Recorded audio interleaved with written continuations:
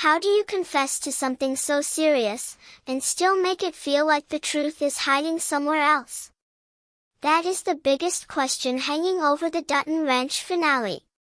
Beulah's confession was supposed to be the moment that explained everything, the moment that tied the season together and gave fans one clear answer. But instead, it did the exact opposite. The more you look at it, the more it feels like her words were not the end of the mystery, but the start of a much bigger one. Because Beulah did confess, yes. She stood there, emotional, shaken, and ready to speak. She gave everyone a version of the truth that sounded heavy, painful, and final. But if you listen closely to what she said, and if you pay attention to what was happening around her in that moment, the scene starts to feel less like a clean confession and more like a carefully chosen story. A story told for a reason. A story told at the perfect time. And maybe most important of all, a story told to protect something that matters more than the truth itself. So in this video, we're breaking down why Beulah's confession in the Dutton Ranch finale is not what it seems, why the show may be hiding the real meaning behind her words, and why this one moment could change everything we think we know about the ranch, the family, and the secret that still refuses to stay buried. By the time the finale begins, Dutton Ranch already feels like a place that is running out of room for secrets.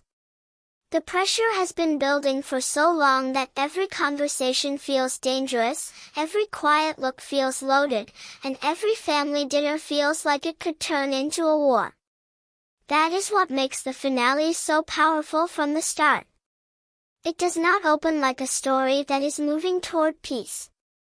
It opens like a story moving toward impact. You can feel it in the way characters speak to each other, in the way old problems are no longer being pushed aside, and in the way everyone seems to know that something big is about to break. The ranch itself almost becomes part of that feeling. It is not just a home anymore. It is a place holding years of pain, loyalty, lies, and sacrifice. Every room feels like it has heard too much. Every person walking through it feels like they are carrying something they can no longer hide. And right in the center of all that pressure stands Beulah, a character who has spent so much of this story looking like someone caught between guilt and duty. Before the confession even happens, the finale does something smart with her. It makes her feel deeply important without fully telling us why. She is not treated like a side figure watching the chaos from the outside. She is framed like someone carrying a piece of the truth that could change the entire shape of the story. That is why we need to look at the hours before the confession, because the setup matters just as much as the words she says later. Beulah does not enter the finale as someone calm, settled, or ready to finally clear her heart. She enters it looking like someone under pressure. And there is a big difference between a person who confesses because they want freedom and a person who confesses because they feel they have no other choice. The finale wants us to see emotion in her face, but it also wants us to see weight. It wants us to feel that she has been carrying something for a long time. The problem is that the show never makes it simple. It never gives us a clean line that says, this is exactly what Beulah knows, this is exactly what she did, and this is exactly why she stayed silent. Instead, it keeps surrounding her with tension.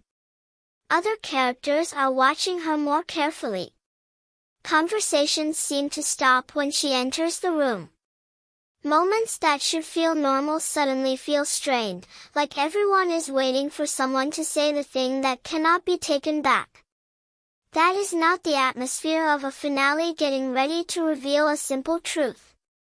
That is the atmosphere of a finale bill. And if you really think about Beulah's place in the story, her confession becomes even more suspicious before she even opens her mouth. Beulah has never been written as a person who acts without thought. She is emotional, yes, but she is not careless. She understands people. She understands consequences. She understands how one choice inside a family like this can damage 10 other lives. That matters, because when a character like Beulah suddenly steps forward with a confession that seems to answer everything, we should not just ask whether she is telling the truth. We should ask why she has chosen this exact moment to speak. Why now? Why in this room? Why in front of these people? Why after so much silence? The timing is one of the biggest clues in the entire finale. Confessions in drama are rarely just about honesty. They are about control. They are about changing the direction of a situation before someone else does it first.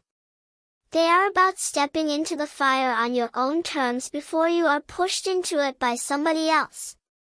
And that is exactly why Beulah's confession feels so layered.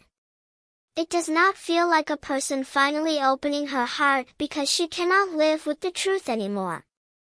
It feels like a move. A painful move, maybe.